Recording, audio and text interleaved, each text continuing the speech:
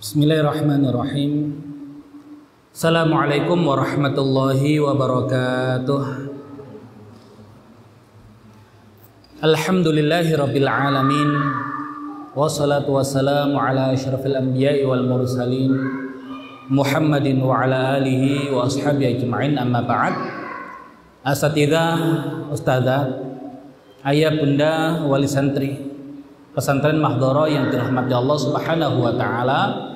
Puji syukur alhamdulillah di sore hari ini Allah Subhanahu wa taala mengumpulkan kita di tempat yang insyaallah penuh dengan keberkahan ini, di bulan yang insyaallah juga penuh dengan keberkahan ini, di agenda bulanan kajian wali santri pesantren Mahdhara yang insyaallah di kesempatan sore hari ini akan kita lanjutkan juga dengan buka bersama. Semoga Allah Subhanahu wa taala menerima tiap amal ibadah kita, dan semoga Allah Subhanahu wa taala sebagaimana mengumpulkan kita di tempat yang mulia ini, Allah Subhanahu wa taala kumpulkan kita semua di surganya Allah Subhanahu wa taala.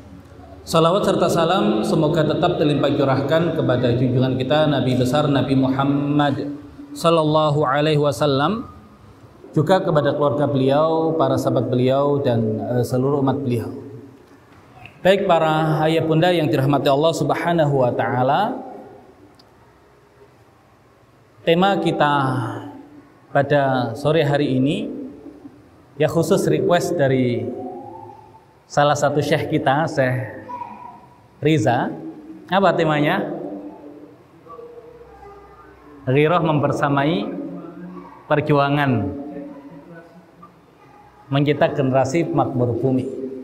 Baik, ini tema yang kemudian beliau hadirkan ya untuk pembahasan kita pada sore hari ini.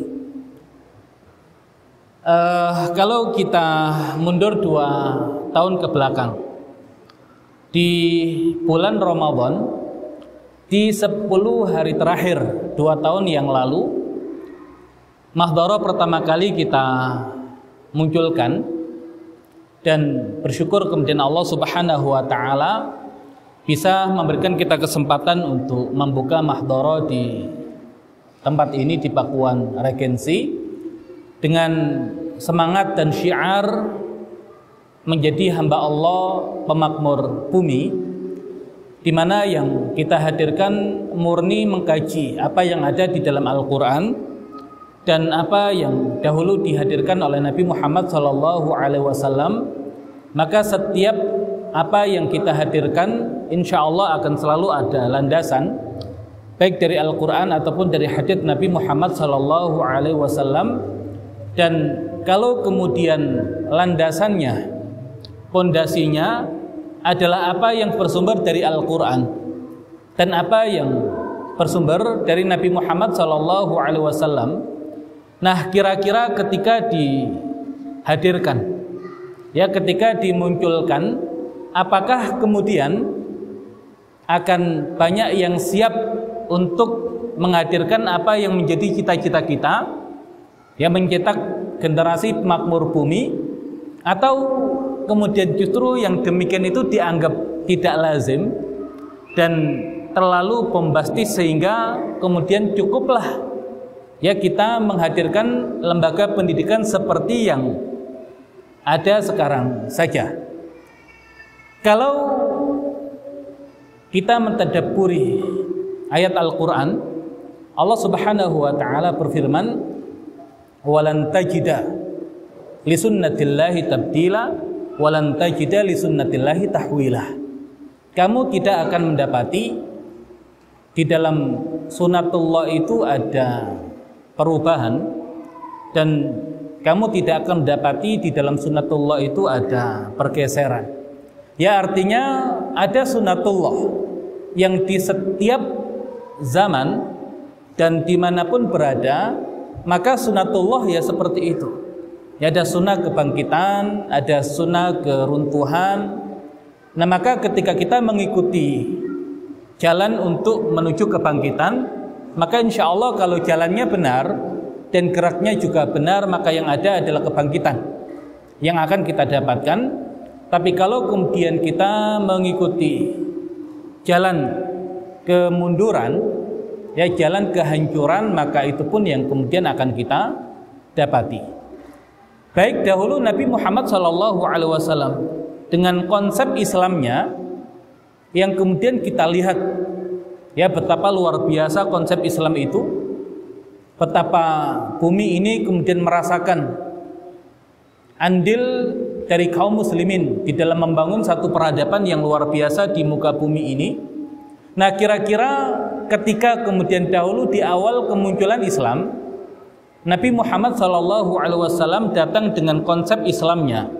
Kira-kira sambutan orang-orang saat itu langsung luar biasa, seperti yang kemudian kita dapati di penghujung masa kenabian Nabi Muhammad SAW. Hampir seluruh jazirah Arab mereka masuk ke dalam agama Islam. Atau kemudian justru konsep yang luar biasa itu di awal kemunculannya ternyata bahkan bukan sekedar tidak dilirik, tapi banyak kemudian yang memusuhi dan menghalangi konsep tersebut. Nah, ternyata sehebat itu Nabi Muhammad SAW. Ya, dengan konsep yang luar biasa, ternyata sunatullahnya untuk menghadirkan sesuatu yang tidak lazim di zamannya, itu butuh proses dan butuh perjuangan yang luar biasa. Apa yang tidak lazim dari yang dibawa oleh Nabi Muhammad SAW? Yang tidak lazim dari yang dibawa oleh Nabi Muhammad SAW adalah dakwah beliau yang tidak lagi fokus pada kaum per kaum, tapi sudah mencakup rahmatan lil alamin, ya bumi secara keseluruhan. Maka dakwah Islam di awal adalah mengajak orang untuk siap menghilangkan kejahiliaan. Dari mana? Bukan sekedar dari jazirah Arab, tapi dari muka bumi ini. Dan bahkan siap merebut kepemimpinan muka bumi dari orang-orang yang tidak beriman kepada Allah Subhanahu wa taala.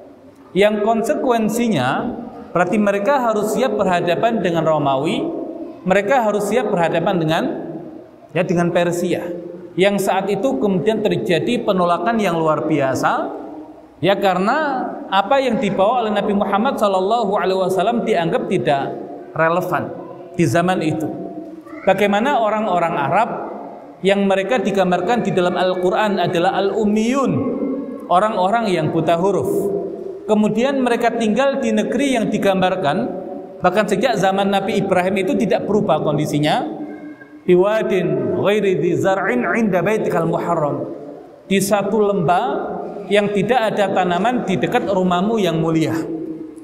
Jadi apa yang diusung oleh Nabi Muhammad SAW ya saat itu tidak lazim, ya, dan beresiko kemudian ketika harus bersinggungan dengan dua penguasa besar Romawi dan Persia. Namun pertanyaannya, masih ada nggak yang kemudian mengikuti syiar dan dakwah Nabi Muhammad SAW? Ya, ternyata masih ada. Dan kemudian kita mengenal nama-nama sahabat yang masuk Islam di fase awal dakwah Nabi Muhammad SAW. Dan kalau kemudian kita ditanya, kira-kira yang mengikuti ajakan Nabi Muhammad SAW di awal fase dakwah Nabi Muhammad SAW adalah orang-orang kaya yang mapan, atau kemudian justru kalangan bawah yang kemudian mengharapkan perubahan? Nah, yang mana yang kemudian kira-kira menyambut seruan dakwah Nabi Muhammad SAW? Nah, yang ada adalah kebanyakan dari kalangan bawah yang kemudian merasakan ya ketidakadilan yang luar biasa, kezaliman yang luar biasa, kemudian ingin menghadirkan perubahan ke arah yang lebih baik, dan bahkan skalanya bukan sekedar jazirah Arab tapi sampai satu buminya Allah Subhanahu wa taala. Nah, sehingga inilah yang kemudian kita dapati orang-orang yang mengimani dakwah Nabi Muhammad SAW dengan semangat yang luar biasa ingin memakmurkan buminya Allah Subhanahu wa taala, ternyata adalah orang-orang yang kemudian kebanyakan dari kalangan bawah, walaupun ada di antara mereka adalah orang-orang yang merupakan bangsawan Arab yang juga Allah Subhanahu wa taala berikan kekayaan ya kepada mereka. Maka kita mengenal ya ada Abu Bakar, seorang yang ketika menerima dakwah Islam itu begitu luar biasa untuk menyebarkan dakwah agama Islam, ya dengan tenaganya beliau berjuang, kemudian bahkan dengan hartanya beliau berjuang. Kemudian ada Utsman bin Affan yang juga punya ya kemampuan secara finansial ya untuk kemudian mendukung dakwah Islam di awal-awal ya dakwah Nabi Muhammad SAW. Cuman kalau kemudian kita lihat secara presentasinya, kira-kira lebih banyak orang-orang yang seperti Abu Bakar dan Utsman, atau orang-orang yang kemudian seperti Bilal, kemudian Ammar bin Yasir, ya kemudian Abdullah bin Mas'ud. Nah kira-kira yang lebih banyak yang mana? Ya yang lebih banyak adalah tadi kalangan yang kemudian secara ekonomi mereka sulit, ya namun karena tadi ada semangat ingin menghadirkan perubahan dan perjuangan, ya mereka siap untuk mendukung dakwah Nabi Muhammad SAW. Nah sehingga sunatullah kalau kemudian kita lihat ya di awal kemunculan Islam secara komposisi seperti itu, dan kemudian berapa lama masa-masa sulit seperti itu dijalani oleh Nabi Muhammad SAW dengan para sahabat. 13 tahun fase Makkiyah masih berat. Di fase Madaniyah, apakah kemudian langsung ketika siap sahabat-sahabat Ansor itu membangun masjid, membangun masyarakat Madinah, apakah kemudian langsung ya dari masa yang sulit itu menjadi masa-masa yang mudah? Ya tidak juga. Bahkan sahabat itu baru tahu rasanya kenyang itu ketika mereka berhasil mengalahkan orang-orang Yahudi yang ada di Khaybar. Jadi di situ kemudian komentar sahabat, ya baru ketika kita mengalahkan Yahudi Khaybar, kita baru tahu rasanya kenyang seperti apa. Berarti kalau kemudian sebelumnya ya tadi banyak nahan lapar, dan itu seluruh sahabat. Ya bahkan yang kaya, karena yang kaya tadi berbagi dengan hartanya kepada mereka yang kemudian tidak mampu. Pertanyaannya, pembebasan Khaybar itu di tahun yang keberapa?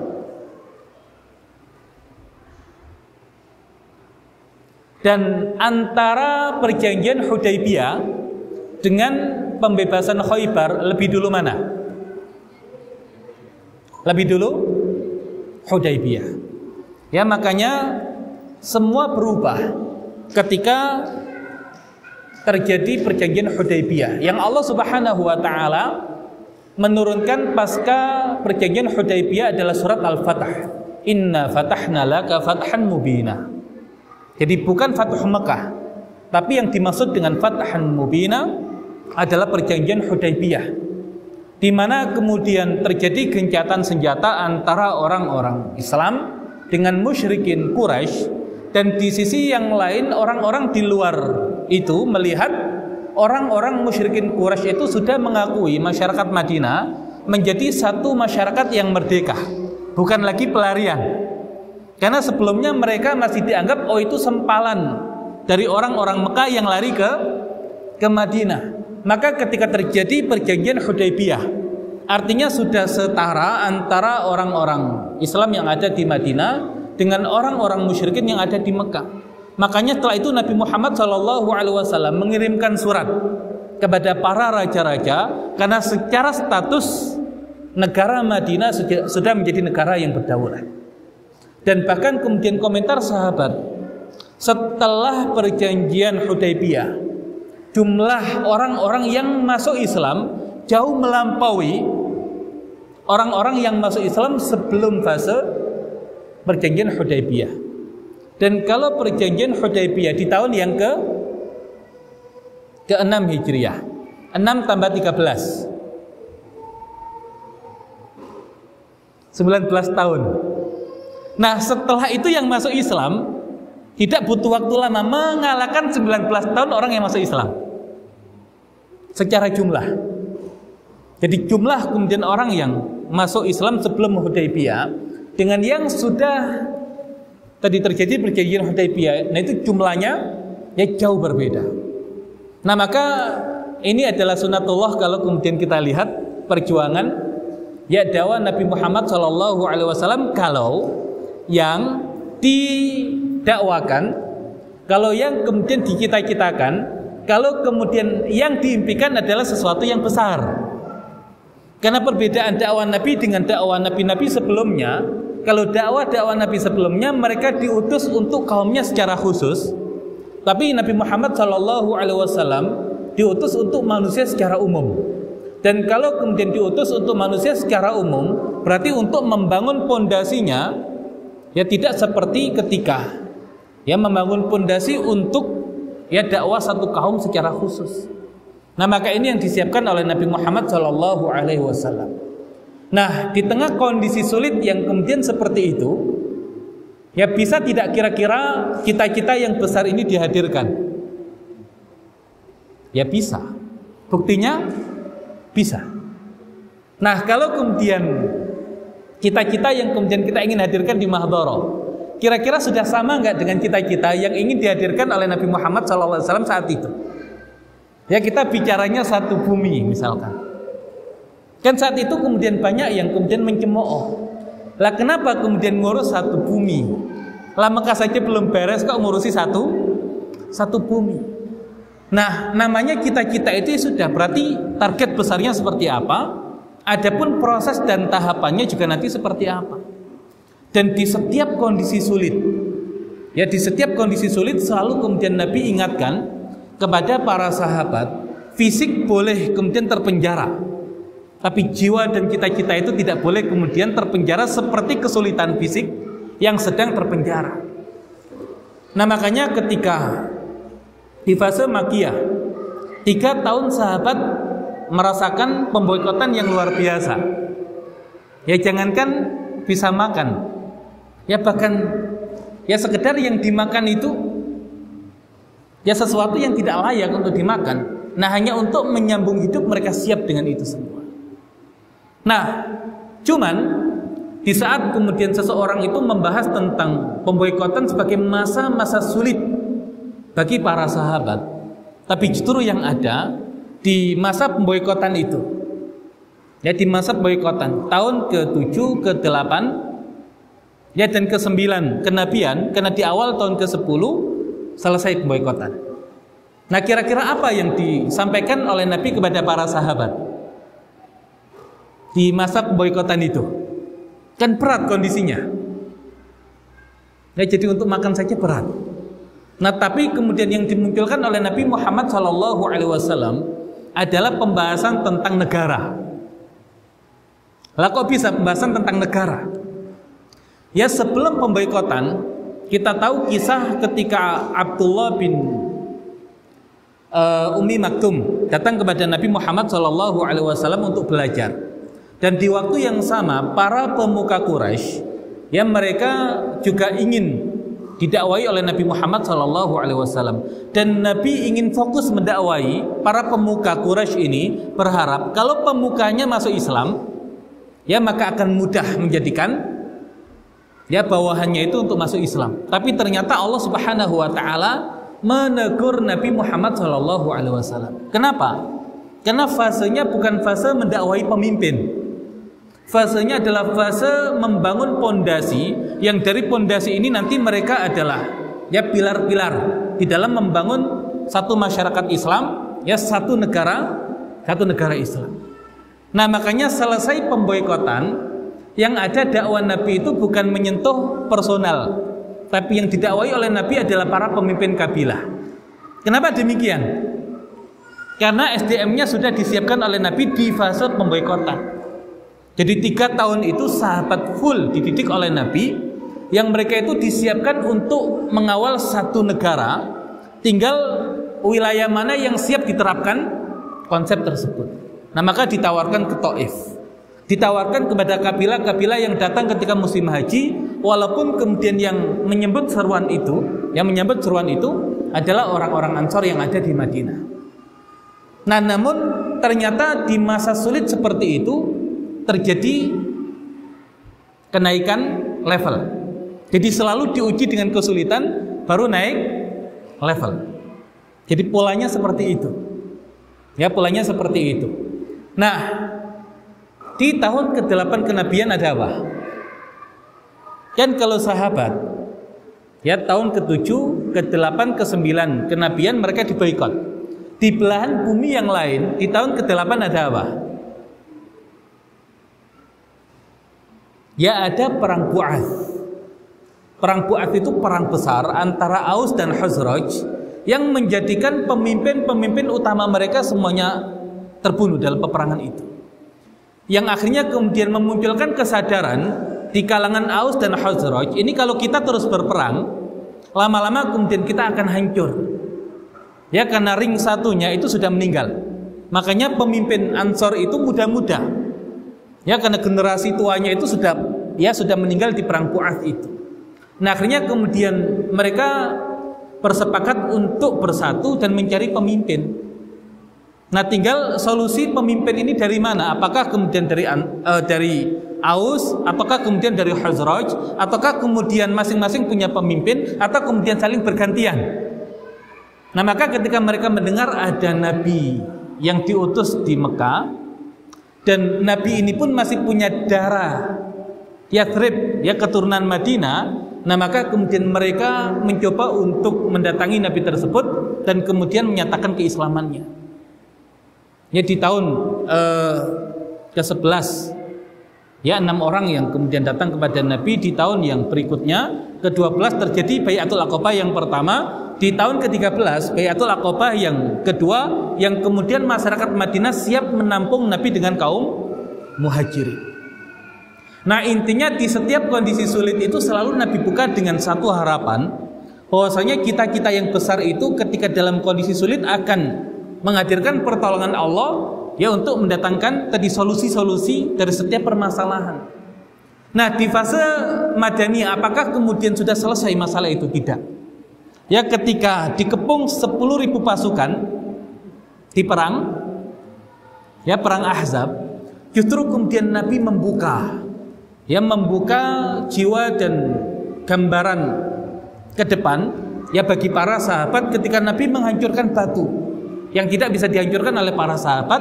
Yang terlihat adalah istana Persia, istana Romawi, istana yang ada di negeri Yaman. Di saat orang-orang munafik kemudian Muhammad ini gimana bicara tentang menguasai dunia, lah kita buat berak saja nggak berani. Nah, itu kemudian ya munafik. Tapi orang-orang beriman, hadza ma wa'adana Allahu wa rasuluh, ini yang Allah janjikan dan Rasulnya janjikan. Wa sadaqallahu wa rasuluh, dan pasti benar janji Allah dan Rasulnya. Nah, jadi secara sunnatullahnya, perjuangannya seperti itu. Jadi kalau kemudian kita bicara tentang peradaban Islam, langsung memotong misalkan di fase Khulafaur Rasyidin dan langsung di zaman Umar misalkan, atau kemudian di masa dinasti Bani Umayyah, dinasti Bani Abbasiyah. Nah, itu kemudian kita tidak punya gambaran bagaimana kemudian pondasi dari peradaban ini disiapkan oleh Nabi Muhammad SAW. Nah, seberat itu kemudian dakwah para sahabat.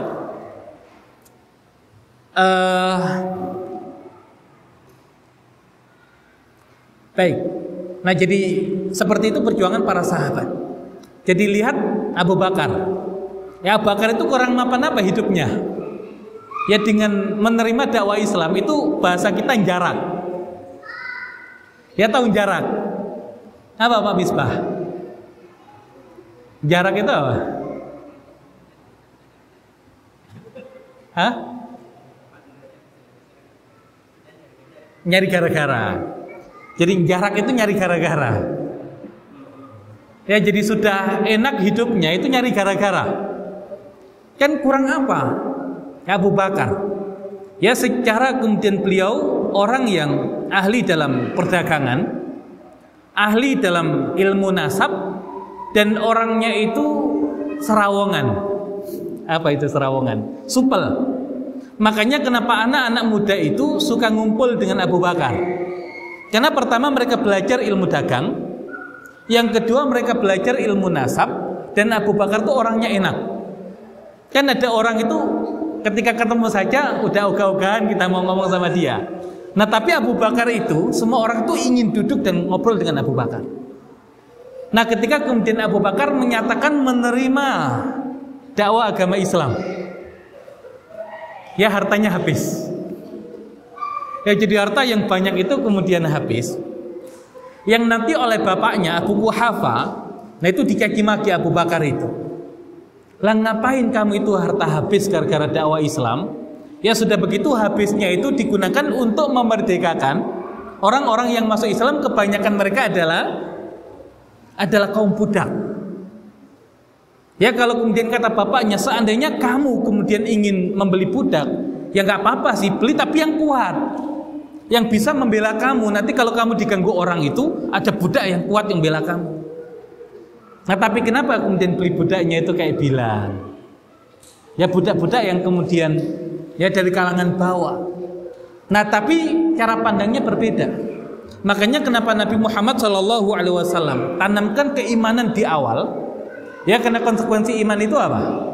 La yu'minu ahadukum hatta yuhibba li akhi ma yuhibbu li nafsihi.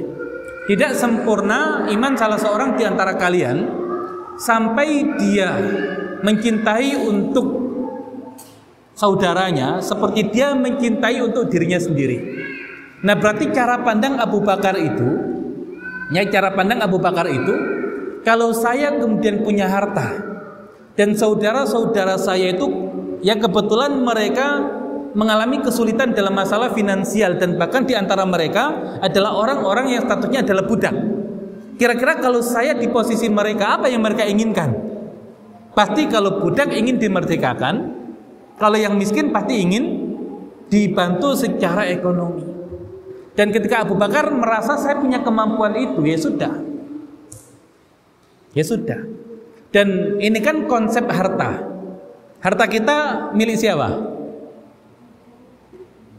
Ya harta kita milik siapa? Milik kita atau milik Allah? Ya harta kita milik Allah. Buktinya apa? Ya kan kita tidak boleh menggunakan harta kita sesuka kita. Ini HP siapa? Oh HP-nya Allah. Ya kalau dikatakan ini HP saya, tapi ya itu sekedar ya makna majazi saja. Kalau saya buang, saya hancurkan, boleh nggak? Lah kan HP saya. Ya kalau kemudian saya banting, saya hancurkan, dosa nggak? Dosa. Ya kenapa? Karena hakikatnya ini titipan yang kemudian Allah berikan kepada saya. Kalau saya gunakan sesuai dengan aturan Allah, ya sudah berpahala. Kalau kemudian saya gunakan tidak sesuai dengan aturan Allah, bahkan dosa. Baik. Nah harta yang dititipkan kepada kita itu hakikatnya belum milik kita. Kapan jadi milik kita? Ya kalau kita gunakan di jalan Allah. Kalau sudah kita kirim ya ke alam akhirat sana, ya untuk kita nikmati nanti, ya tidak sekarang. Ya makanya dikisahkan seseorang yang cara hidupnya sudah akhirat itu, kalau kedatangan peminta-minta, kira-kira disambut atau ditutup gerbangnya? Ya kalau orang dahulu itu disambut, ya selamat datang wahai orang yang siap membawakan hartaku untuk saya gunakan di akhirat nanti. Ya karena ya tadi harta bisa dibawa mati, tapi nggak bisa dibawa sendiri. Butuh orang lain yang membawa. Nah sehingga ya kemudian harta kita kalau kemudian hari ini kita pegang, itu belum harta kita. Itu belum harta kita. Buktinya apa? Kalau kita mati milik siapa? Milik ahli waris kita. Tapi kalau kemudian kita sedekahkan di jalan Allah, nah itu baru jadi milik kita. Ya jadi harta itu jadi nikmah kalau kita gunakan di jalan Allah. Jadi nikmah bencana kalau kita gunakan untuk bermaksiat kepada Allah. Dan dia masih netral kalau belum kita gunakan apa-apa. Yang kalau kemudian kita gunakan di jalan Allah, ya sudah nanti jadi kenikmatan. Kalau nanti kita gunakan ya untuk bermaksiat kepada Allah, jadi nikmah, jadi bencana. Kalau kita biarkan saja, ya sudah lepas kepemilikan dari kita. Jadi milik ahli waris kita. Nah setelah itu ya tergantung ahli waris kita digunakan untuk apa. Nah makanya harta itu ya sudah, kalau kemudian kita keluarkan di jalan Allah, ya bukan kemudian kita keluarkan sia-sia. Justru itu kemudian kita jadikan setiap harta itu milik kita. Nah, maka Abu Bakar yang kemudian sudah habis hartanya ya untuk memerdekakan para sahabat, apakah kemudian habis dalam arti sesungguhnya? Ya sudah, yang ada kemudian justru Abu Bakar itu menjadi sahabat yang kaya dalam arti yang sesungguhnya. Karena semua harta yang selama ini itu beliau kumpulkan jadi milik beliau sepenuhnya. Nah, jadi intinya apa yang kemudian dahulu dialami oleh Nabi dengan para sahabat, perjuangannya seperti itu. Kira-kira bisa nggak kita itu mengikuti jalan mereka? Kalau sulitnya sih bisa, kayaknya kayak sekarang ini sulit kayak sahabat. Nah, tinggalkan masalahnya setelahnya yang kita lakukan seperti sahabat atau tidak. Kalau sulitnya pasti, ya karena sunatullahnya begitu. Tapi keluar dari kesulitan ini, apakah kemudian kita ikut cara sahabat atau kemudian tidak ikut cara sahabat? Nah, kalau ikut cara sahabat, lihat orang yang punya kemampuan, ya seperti Abu Bakar. Ya dia pahami kondisi saudara-saudaranya yang sulit, sehingga dia yang kemudian Allah titipi kemampuan lebih secara finansial, dia bantu sahabat dengan hartanya. Dan bahkan bukan hanya itu, Abu Bakar itu di samping ya membantu dakwah Islam dengan hartanya, juga dengan ilmunya, ya dengan kemampuan beliau mendakwakan Islam itu, sehingga banyak orang yang masuk Islam di tangan Abu Bakar. Ya berarti kira-kira Abu Bakar itu rajin ngaji atau tidak? Ya sehingga kemudian bisa mendakwai orang, begini nih konsep Islam nih, sehingga orang itu kemudian yakin lah masuk Islam. Nah, jadi Abu Bakar itu yang kemudian sudah luar biasa perjuangannya, ya dengan semua harta yang kemudian dia keluarkan untuk perjuangan dakwah Islam, ya ternyata juga waktu, energi, ya pikirannya itu dicurahkan kemudian untuk juga bisa berjuang di dalam Islam tadi, yang mendakwakan ya agama Islam dan juga perjuangan Nabi Muhammad SAW. Baik, nah itu kalau kemudian kita di posisi Abu Bakar seperti itu. Tapi kan nggak banyak Abu Bakarnya, nggak banyak Utsmannya, kebanyakan kayak Bilal. Atau kemudian seperti sahabat Khobab. Antum tahu Khobab? Khobab itu siapa? Pandai besi. Ya, mantan budak yang kemudian punya keahlian sebagai pandai besi, yang ketika masuk Islam itu kan disiksa luar biasa. Nah, ya kayak Khobab ini kira-kira peran yang ditunggu seperti apa? Kan dengan hartanya gak punya harta Khobab ini. Ya ternyata kita tahu, ya nanti masuk Islamnya Fatimah binti Al-Khattab, saudarinya Umar, dan Sa'id bin Zaid, ya suaminya, berarti sepupunya Umar. Kan nanti ketika Umar mendatangi rumah keduanya itu, mereka sedang belajar ngaji. Kepada siapa mereka belajar ngaji? Kepada Khobab ini. Jadi Khobab itu tidak sanggup berjuang dengan hartanya, dia berjuang dengan ilmunya. Nah kira-kira mungkin gak berjuang dengan ilmu kalau dia tidak pernah ngaji kepada Nabi, kemudian mengajarkan kepada sahabat yang lain kayak begini nih Islam. Ini loh yang diperjuangkan oleh Islam. Ya jadi Khobab ketika tidak bisa berjuang dengan hartanya, dia berjuang dengan ilmunya tadi itu. Nah kemudian sahabat-sahabat yang lain seperti Bilal, ya atau kemudian Abdullah bin Mas'ud juga sama. Ketika tidak bisa berjuang dengan harta, minimal berjuang ya dengan ilmu yang kemudian mereka miliki untuk mengajak orang lain masuk Islam. Nah sama berarti perjuangan kita di Mahdharah. Ya kalau kemudian Allah berikan kelebihan, ya tadi berjuang ya dengan harta yang dimiliki, dan insya Allah itu bukan sesuatu yang kemudian terbuang tanpa nilai, bahkan itu menjadi tabungan kita untuk kehidupan akhirat kita. Dan kalau kemudian ya tidak sanggup ya berjuang dengan harta, minimal kayak sahabat yang tadi dari kalangan budak atau dari kalangan bawah, yang mereka itu ketika dibantu secara ekonomi, saya sudah dibantu nih ya oleh sahabat-sahabat yang punya kelebihan harta ya untuk mencukupi kebutuhan hidup saya, berarti saya pun harus semangat berjuang ya untuk minimal kemudian ya berjuang lewat ya ilmu yang kemudian dimiliki. Nah sehingga masing-masing itu kemudian saling melengkapi. Ya kalau kemudian Abu Bakar sudah berjuang dengan hartanya, rajin ngaji, berjuang dengan ilmunya tapi sendirian. Yang lain kemudian sudah, yang penting saya hidupnya makmur, dibantu Abu Bakar dari budak menjadi merdeka. Dari kemudian mencukupi kebutuhan sehari-hari sulit, sekarang ya ada yang kemudian mencukupi karena menjadi saudara seiman saya. Ya kalau seperti itu ya lama-lama yang namanya beban kalau ditanggung sendirian ya jebol juga. Nah makanya saling menguatkan.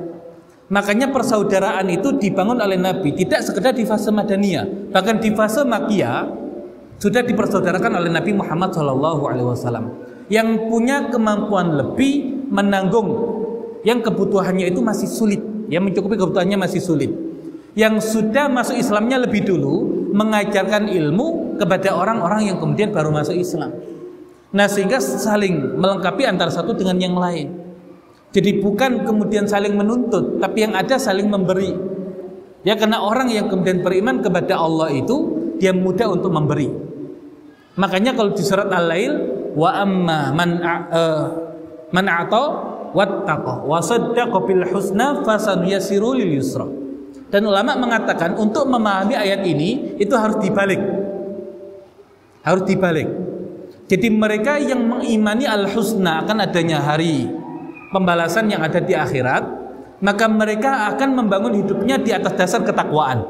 Dan kalau kemudian hidupnya sudah dibangun di atas dasar ketakwaan, mereka akan mudah untuk memberi. Tapi sebaliknya, wa amma man bakhila wastaghna wa kadzdzaba bil husna, barang siapa yang mendustakan al-husna, ya surga dan balasan yang ada di akhirat, maka yang ada adalah istaghna, merasa kalau saya sudah cukup, ngapain saya repot-repot hidup saya? Ngapain saya jarak-jarak ya dalam hidup saya? Kan sudah harta yang saya miliki buat saya nggak butuh orang lain, sudah. Ya saya pun nggak harus ngasih orang lain. Maka membangun kehidupannya di atas kebakhilan tadi itu. Ya karena tadi tidak beriman akan adanya hari pembalasan, merasa sudah cukup, sudah. Kalau saya kasih ke orang lain malah nggak cukup, sudah buat saya sendiri. Nah akhirnya kehidupannya ya kehidupan yang bakhil. Nah sehingga ini yang kemudian harus kita pahami. Di fase Makkiyah perjuangannya luar biasa. Tapi kenapa para sahabat sanggup melewati masa-masa sulit itu? Karena masing-masing memberikan kontribusi dari apa yang kemudian mereka miliki. Yang punya harta ngasih harta, yang punya keahlian di bidang tertentu memberikan keahlian di bidang tertentu. Kalau kemudian yang bisa ya meluangkan waktunya untuk belajar, kemudian mengajarkan kepada yang lain, meluangkan waktunya untuk belajar dan kemudian mengajak yang lain ya untuk kemudian sama-sama berjuang ya di dalam mendakwakan agama Islam. Terus di masa sulit itu, masa pemboikotan. Kemudian di fase akhir-akhir Makkiyah. Kemudian di awal fase Madaniyah juga sulit. Ya kemudian Nabi masih persaudarakan tadi itu. Ya terus kemudian sampai di Ahzab juga masih sulit dan selesai Ahzab. Nah di situ kemudian secara kekuatan sudah teruji. Maka kata Nabi, sekarang bukan mereka yang memerangi kita, tapi kita yang akan memerangi mereka. Dan dari Ahzab yang kemudian grafiknya naik tadi terjadi perjanjian Hudaybiyah, dan setelah itu kemudian tadi ya Fathu Makkah, orang-orang berbondong-bondong masuk Islam. Ya tapi beda orang yang masuk Islam sebelum Fathu Makkah dan setelah Fathu Makkah. Nah makanya as-sabiqunal awwalun, ada yang mengatakan khusus muhajirin, ada yang mengatakan muhajirin dan ansor. Karena ayatnya as-sabiqunal awwalun minal muhajirin wal ansori atau al-ansoru. As-sabiqunal awwalun minal muhajirina wal ansor. Kalau dibaca wal ansoru berarti al-ansor tidak masuk as-sabiqunal awwalun. Karena ma'tufnya ke as-sabiqun. Tapi kalau as-sabiqunal awwalun minal muhajirina dia majrur, wal ansori oh berarti as-sabiqunal awwalun itu ada dari muhajirin, ada dari ansor. Dan itu bacaan Ubay bin Ka'ab, sahabat yang menjadi rujukan Al-Qur'an. Ketika Umar kemudian bertanya, wahai Ubay, kenapa kamu baca seperti itu? Ya saya baca dari Nabi Muhammad SAW. Ya minal muhajirina wal ansori. Berarti as-sabiqunal awwalun ada yang dari muhajirin, ada yang dari ansar. Pertanyaannya, batasannya sampai mana? Ada yang mengatakan as-sabiqunal awwalun itu berhenti di perang Badar. Jadi muhajirin dan ansar yang ikut perang Badar as-sabiqunal awwalun. Yang tidak ikut Badar atau yang belum masuk Islam di Badar, dia tidak termasuk as-sabiqun al-awwalun. Kemudian ada yang membatasi sampai bai'atur ridwan. Bai'atur ridwan. Sebelum perjanjian Hudaybiyah kan ada bai'atur ridwan. Nah, makanya sahabat-sahabat yang tadi ikut bai'atur ridwan berarti as-sabiqun al-awwalun, yang tidak ikut berarti tidak. Kan di surat Al-Fatah itu Allah berikan gelar kepada mereka, radhiyallahu anhum wa radu'an. Itu adalah sahabat yang ikut bai'atur ridwan. Dan ada yang mengatakan as-sabiqun al-awwalun sebelum Fathu Makkah. Setelah Fathu Makkah bukan as-sabiqun al-awwalun. Jadi intinya ada 3 pendapat. Badar, kemudian bai'atur ridwan, kemudian Fathu Makkah. Nah, saya nggak tahu kalau diterapkan di Mahdhara itu nanti masing-masing ini nanti di tahun keberapa. Tapi intinya saya optimis insya Allah, karena tadi ya semangat kita ingin meneladani Nabi dengan para sahabat dengan semua perjuangannya. Makanya setiap landasan kita itu Al-Quran dan sunnah Nabi Muhammad SAW. Dan kalau kemudian kita lihat hari ini kok sama kondisinya, ya sama kondisinya itu tadi, dari tingkat kesulitan itu sama maksudnya. Nah, tinggal kemudian apakah yang kita lakukan itu sama seperti sahabat atau tidak, ya sudah, itu tergantung kita masing-masing. Tapi justru perjuangannya di situ. Yang punya kelebihan harta perjuangannya di harta.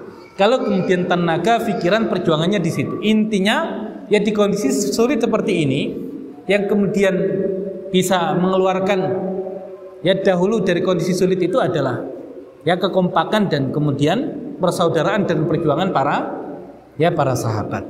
Ya intinya justru kalau kemudian hadirnya Mahdhara dengan cita-cita yang besar, kok semuanya serba mudah, justru saya malah khawatir.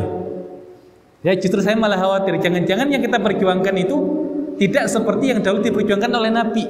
Sebagus itu konsep Islam, ternyata mendakwakannya sulit luar biasa. Ya bukan berarti yang lain salah, tidak. Kan kita ngambil tadi skala mana yang mau kita hadirkan. Ya skala yang kemudian kecil atau kemudian skala yang paling besar, yaitu sampai memikirkan buminya Allah.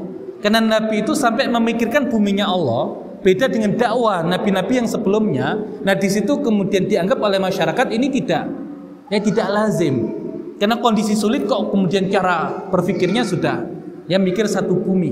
Ya tapi insya Allah sebagaimana dahulu, ya Islam itu dimulai dengan gharib. Ya dan akan gharib, dan beruntung orang-orang yang gharib. Jadi orang yang kemudian bermimpi sebagai pemakmur bumi itu masih gharib hari ini. Ya tapi insya Allah suatu saat ya ketika sudah yang muncul kesadaran itu, yang demikian bukan sesuatu yang gharib lagi, tapi bagian dari perjuangan umat Islam, tapi jelas beda. Mereka yang masuk Islamnya itu qabla al-fathi dengan yang setelah al-fatah. Jadi di sini insya Allah kita yang memulai. Ya kemudian kalau ditanya apakah sama dengan kondisi di zaman Nabi, insya Allah masih sama. Ya insya Allah masih sama. Ya perjuangannya masih sama. Jadi masih banyak hal yang kemudian masih bisa kita perjuangkan. Jadi kalau kemudian orang bingung, saya itu di Mahdhara bingung ya mau berjuang apa, sudah nggak ada yang diperjuangkan lagi karena sudah tertutup semua sisi perjuangan. Nggak, bahkan terbuka sangat lebar seperti perjuangan ya para sahabat di fase Makkiyah, fase Madaniyah, dan itu masih panjang. Ya tapi intinya di bulan Ramadan, ya bulan perubahan, semua bermula di Ramadan. Ya semua bermula di Ramadan. Kegelisahan Nabi puncaknya di Ramadan. Kemudian solusi Allah hadirkan di Ramadan. Dan kita tidak tahu nanti di Ramadan keberapa kemudian Allah Subhanahu wa taala ya hadirkan ya pertolongan yang dengan itu kemudian Allah Subhanahu wa taala berikan kemudahan sehingga akhirnya dakwanya itu bukan lagi internal tapi kemudian ya sudah menjangkau yang ada di luar-luar. Fathu Makkah itu tahun keberapa? Tahun ke-8. Di bulan apa? Ramadan juga. Nah, berawal dari Ramadan, kita menunggu Fathu Makkah juga di bulan Ramadan. Ini baru Ramadan yang kedua. Ya, pertama dahulu baru kita munculkan Mahdharanya, belum ada lembaganya. Nah, lembaga Mahdhara sudah berjalan 2 tahun. Dan 8 kalau ditambah 13 itu